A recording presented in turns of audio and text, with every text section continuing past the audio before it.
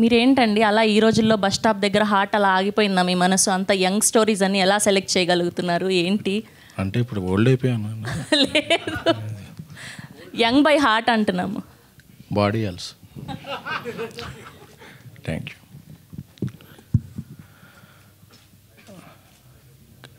నాకు ఈ మధ్య కష్టకాలంలో అండగా నిలిచిన స్నేహితులు, శ్రేయభిలాషులు, ముఖ్యంగా నా కుటుంబమైన మీడియా మిత్రులందరికీ కూడా చాలా కృతజ్ఞతలు. అందుకే ఈరోజు మారుతి గారు ఈ టీజర్ లాంచ్ మన సినిమాని కానీ దేన్నైనా ఒక కన్ను ద్వారా వెళ్ళుద్ది, కెమెరా ద్వారా. సో అందుకే కెమెరామ్యాన్, వీడియోగ్రాఫర్ మిత్రులతో లాంచ్ చేయడం అంటే చాలా హ్యాపీగా అనిపించింది. Thank you. ఈ నాది మారుతి గారిది ఒక రిలేషన్ అయితే ఏంటి, సినిమాల్లో జర్నీ అయితే ఏంటి, ఒక డబ్బింగ్ సినిమాతో మొదలైంది.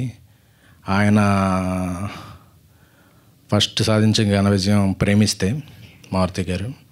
అలాగే మేము మహా అనే సినిమా కూడా చేసాం అప్పుడు. అంటే డబ్బింగ్ సినిమాలతో స్ట్రైట్ సినిమాలకి వచ్చాం. సో ఇప్పుడు ఆయన పాన్ ఇండియా సినిమా చేస్తున్నారు, డైరెక్టర్ సాబ్ మారుతి గారు. అయినా సరే ఆయనకి ఏ భాషలో ఉన్నా సరే ఎప్పుడూ కూడా తమిళ సినిమా ఏంటి, కన్నడ, మలయాళం అన్ని లాంగ్వేజ్ సినిమాలని ఆయన అప్ టు డేట్గా చూస్తూ ఉంటారు.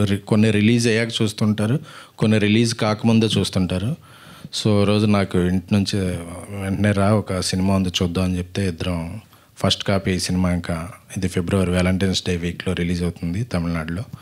చూడగానే చాలా స్ట్రైకింగ్గా అనిపించింది నాకు. లాస్ట్ ఇయర్ మా ఘన విజయం సాధించిన బేబీ సినిమా చూస్తుంటే ఎంత ఎగ్జైట్ అయ్యానో, సో ఈ సినిమా చూసినప్పుడు కూడా కొన్ని సీన్లు అంత ఎగ్జైట్ అయ్యాను నేను. సో అప్పుడు మారుతి గారు నేను మనం ఇది సినిమా తెలుగులో రిలీజ్ చేద్దాం అనుకున్నాం. ఎందుకంటే ఇందులో ప్రభువాసి గారి డైరెక్షన్ చాలా బాగుంది, స్ట్రైకింగ్గా. సార్ ఇది మీ ఫస్ట్ సినిమానా? ఫస్ట్ సినిమాకి మీరు ఇలా చేయటం చాలా చాలా మెచ్యూర్డ్గా. ఎందుకంటే యూత్లో కాంటెంపరీ అంటే యూత్లో 2 సినిమాలు చేయొచ్చు, కాంట్రవర్షియల్గా చేయొచ్చు, కాంటెంపరీగా చేయొచ్చు. ఆయన కాంటెంపరీగా చేశారు. సో అందుకే ఇది తమిళే కాదు, తెలుగే కాదు, ఏ లాంగ్వేజ్కి అయినా సరే ఇదవుతుంది. బాలీవుడ్ రీమేక్ రేట్లు కూడా మీ దగ్గర పెట్టుకోండి. సో అది అలాగే మణికందన్ ఆయన ఒక రైటర్గా దాని నుంచి స్టార్ట్ చేసి హీరోగా అంటే ఆయనకి అటు తెలుసు ఇటు తెలుసు. సో ఎంత న్యాచురల్గా అంటే ఆయనే తెలుగు డబ్బింగ్ చెప్తున్నారంటే నాకు చాలా ఆశ్చర్యం వేసింది. ఎందుకంటే తెలుగు అనేది ఒక చాలా బ్యూటిఫుల్ లాంగ్వేజ్ అండి. సో నేను తెలుగులోకి వస్తున్నప్పుడు, నా సినిమా అవుతున్నప్పుడు నేను కష్టపడి అంటే మన లాంగ్వేజ్ని రెస్పెక్ట్ చేసే వాళ్ళ మీద కూడా మనకు చాలా రెస్పెక్ట్ వస్తుంది. సో థ్యాంక్ యూ మణికందన్ గారు for the love and respect on Telugu language. అవి welcome to Tollywood.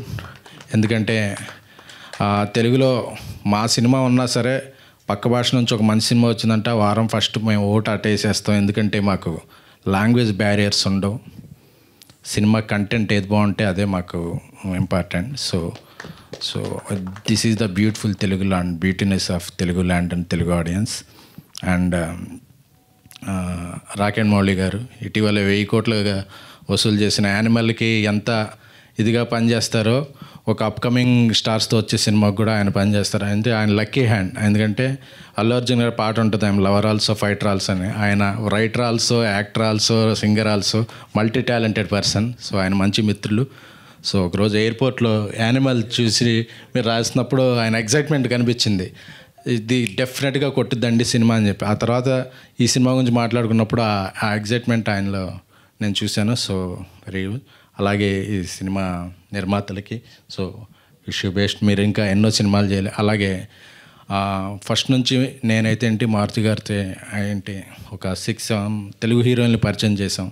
So Telugu అమ్మాయిల్ని ప్రోత్సహించడం అంటే అది మాటలకి కాదు, చేతల్లో కూడా ఉండాలనే కోరుకునే వ్యక్తులం మేము. సో గౌరీప్రియ, సో ఈ సినిమా ఆ అమ్మాయి అంటే ఇంట గెలిచి రచ్చ గెలిచినట్టు తెలుగు అమ్మాయిలు తెలుగులో కాకుండా తమిళంలో ఒక 2వ సినిమా చేస్తూ అక్కడ హ్యాపీనింగ్ అయితే నాకు చాలా హ్యాపీగా ఉంది.